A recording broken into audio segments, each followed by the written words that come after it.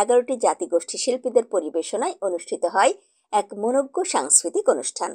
মারমা, ত্রিপুরা ও bomb সহ বিভিন্ন সম্প্রদায়ের শিল্পীরা স্বতঃস্ফূর্তভাবে গান ও নৃত্য পরিবেশন করেন।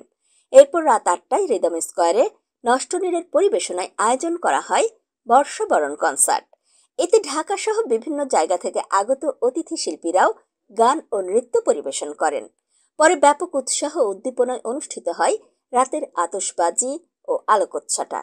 অপরদিকে সকালে রুমা সদরে ত্রিপুরা কল্যাণ সংসদের আয়োজনে ত্রিপুরা সম্প্রদায়ের নারী, পুরুষ, যুবক, যুবতী ও শিশু কিশোরীদের অংশগ্রহণে নতুন বছরকে স্বাগত জানিয়ে এক বর্ণাঢ্য শোভাযাত্রা বের করা হয়।